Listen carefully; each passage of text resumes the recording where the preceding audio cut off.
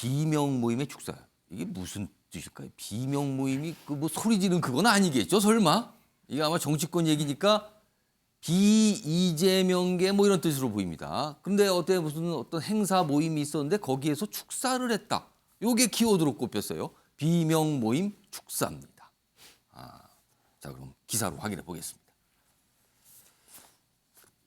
자, 여기 보시면 민주당 비명계 모임이 출범을 했어요. 물론 이 모임의 성격이 뭐 모임이냐 아니면 그냥 의원들 토론회다. 뭐 정기적인 토론회다. 뭐 규정이 좀 다릅니다만 언론은 대부분 모임으로 보고 있어요. 모임의 이름은 민주당의 길입니다. 민주당의 길. 심상치 않죠, 이름 자체가? 근데 이 민주당의 길 어제 첫 토론회를 열었습니다. 나온 내용이 이런 거예요. 뭐 단일 대우도 좋지만 다른 판단하는 사람들도 많다. 이거 인정해야 되는 거 아닙니까?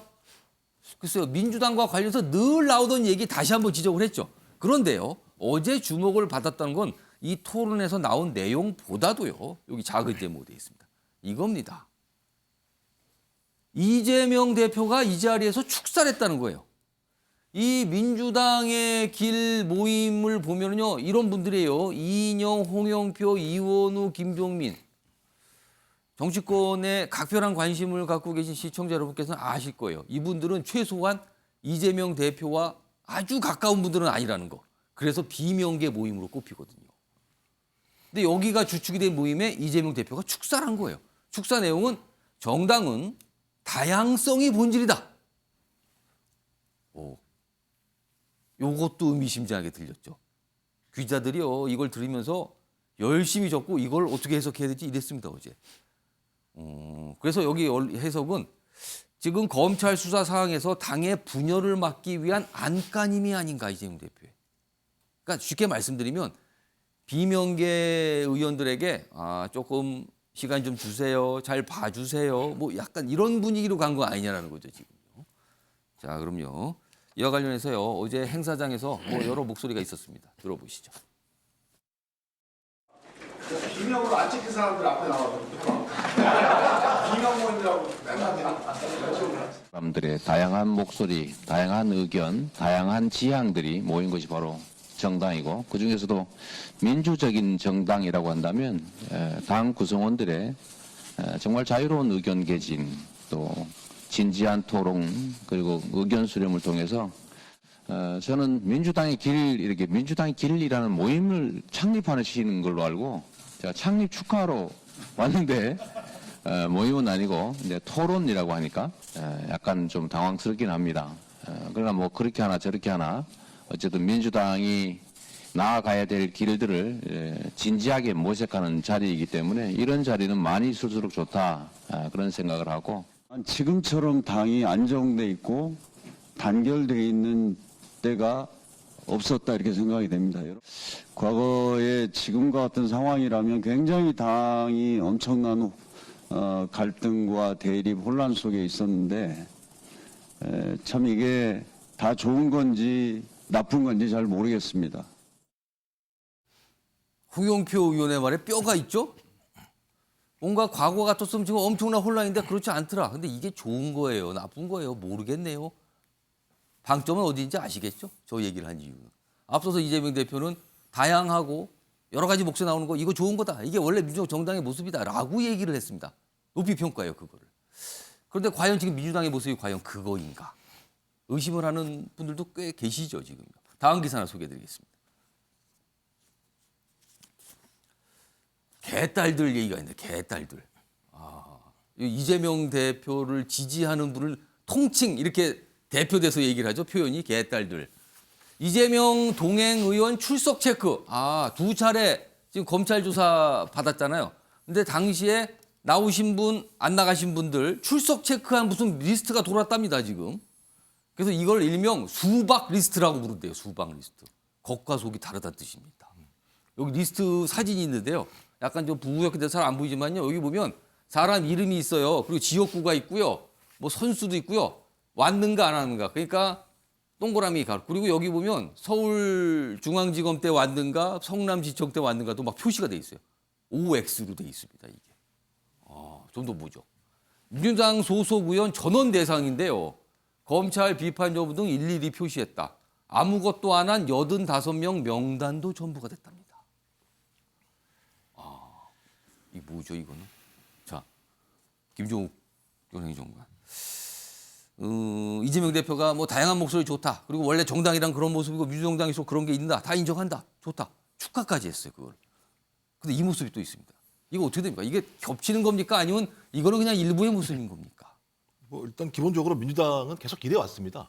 주류와 비주류죠. 과거에 친노, 비노, 예. 그다음에 친문, 비문. 예. 지금은 이제 뭐 예를 들면 뭐 친명, 친명, 비명 뭐 이렇게 예. 얘기하는 건데 주류와 비주류 간의 내부적인 어떤 때는 갈등, 또 어떤 때는 아주 생산적인 토론들이 벌어졌던 과정들이 분명히 있었고요. 예. 또 격하게 싸웠던 과정들도 분명히 있었고 예. 지금 상황 말씀하신 것처럼 지금 개딸들이라고 얘기되는 분들 같은 경우 이재명 당대표를 지키겠다라는 생각 속에서 예. 이렇게 좀 국민 정서와는 약간은 좀 이반되는 형태의 행동들을 하고 있다는 생각이 드는데 예. 이건 예전 특이한 사례가 아니라 과거에도 신문들이 예. 반문들에게 저렇게 했던 방식들과 유사한 일들이 계속 반복적으로 벌어졌습니다. 예. 특히 이제 이번에 민주당의 길이라고 하는 모임은 주로 보니까 586 출신들이 중심적으로 구성이 돼 있는 것 같고요. 그렇습니다. 저는 세 가지 의도가 예. 있다고 봅니다. 어. 근데 지금 계속 언론에 계속 나오고 있는 포스트 이재명이라고 하는 측면에 대한 예. 대안들을 마련하자 이런 생각도 있는 것 같고요. 아. 하지만 저는 더 가장 중요한 건 내년 총선을 앞두고 있는 예. 세력화라는 생각이 들고 예. 더 가까이는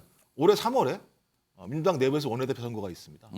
이런 어떤 다각적인 정치적인 일정에 맞게 예. 자기들의 세력들을 모으려고 하는 측면들이 분명히 있는데 예.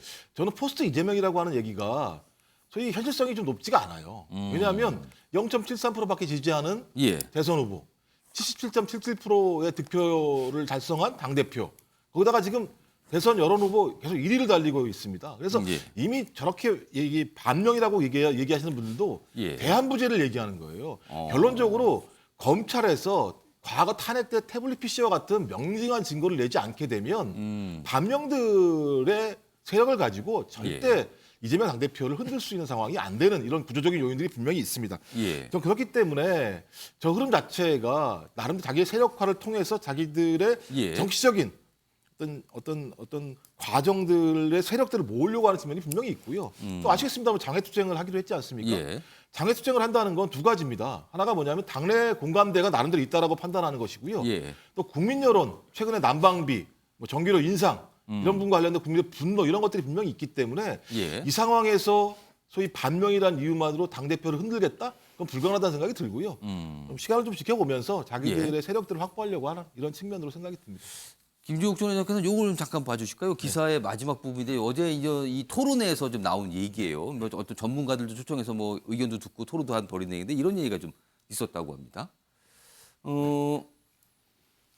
이재명 대표에 대한 낮은 인물 호감도가 있고 그다음에 이재명 대표에 대한 검찰 수사 등을 꼽는데 여러 가지 이제 문제점이 있다. 지금 이게 난제들이 있다. 그러면서 지금 상태로는 총선 승리를 장담할 수 없다. 그동안 이런 지적들이 계속 나왔거든요. 그리고 어제 토론에도 이런 비슷한 취지의 얘기가 나왔다 그래요. 그러니까 지금 상태로는 총선 승리를 장담할 수 없다. 근데 지금 상태라는 게 수사를 받고 있는 이재명 체제 이거 아닙니까? 네, 그렇습니다. 근데 지금 이걸 바꾸자는 목소리가 나오는 거 아닙니까? 그럼 이건 어떻게 좀 보십니까? 그러니까 바꾸자라고 하는 얘기는 예. 기본적으로 제가 아까 말씀드렸습니다만 명징한 증거가 나와서 예. 국민 여론 자체가 이재명 당대표를 인정할 수 없는 상황이 오지 않게 되면 예. 전 현실화될 수 없는 거죠. 일종의 계속 그 군불 떼는 거죠. 바람처럼. 그럼 만약에 명확한 증거가 나오면 좀 한 단계 넘어가는데 명확한 증거가 좀 약간 흐지부지하고 지금 상태로 계속 시간이 흐른다면 어떻게 되는 겁니까? 지금 말씀하신 것처럼 지금 얘기가 나오는 게 무슨 낮은 인물 예. 호감도라고 얘기하는데 여론조사에서 호감도는 되게 중요합니다. 하지만 그것보다 더 중요한 부분들은 지지율이에요. 예. 대선 후보 1위를 갖다 제가 알기로는 대선 지난 대통령 선거 이후에 예. 계속 1위를 유지하고 있는 상황에 측면들이 분명히 있습니다. 또 하나가 뭐냐면 정당 지지율이 낮다라는 얘기를 하는 거예요. 예. 지표 자체가. 예. 근데 제가 그래서 확인해 봤어요. 과거에 어땠는지. 예. 소위 집권한 정당의 정당 지지율은요. 항상 야당보다 거의 10에서 15% 정도 높았습니다. 지금은 그렇지 않아요. 왔다 갔다 하는 상황이에요. 지금 뭐 거의 비슷비슷한 수준에 좀 어느 잡혀 것도 있어요. 높기도 지금요. 해요. 예. 그러니까 제가 볼 땐 자기한테 유리한 데이터를 가지고 추천 선택해서 그 입장을 가지고 얘기하는 측면이 분명히 있어요. 예. 전 중요한 부분들은 아까 말씀드린 증거, 명확한 사법 리스크에 대한 증거가 확인되는 부분이나 예. 지지율이 완전 완벽하게 국민에게 외면당하는 상황이 되지 않게 된다면 제가 볼 때 일종의 바람 같은 것이 될 수도 있다는 생각이 듭니다. 알겠습니다. 이 기사요. 이 두 번째 기사, 중앙일보 기사 다시 한번 좀 불러오죠. 여기 보시면 뭐 작은 제목에 이제 몇 가지 내용 소개드렸고요. 마지막 겁니다. 4일 이른바 이제 국민보고대회란 이름의 집회가 서울서 열립니다. 지금 숭례문 일대라고 지금 알려지고 있고요. 뭐 당일 오후 3시 정도 시간이 잡혀 있습니다. 근데 17개 시도당에 민주당이 총동원령을 내렸습니다. 총동원령. 이와 관련해서 화면 하나 준비했습니다. 보시죠. 이겁니다. 공문을 보낸 거죠. 각 17개 시도당 위원장 앞으로. 그러니까 이게 당원들한테 이걸 전파하라. 뭐 이 뜻이죠.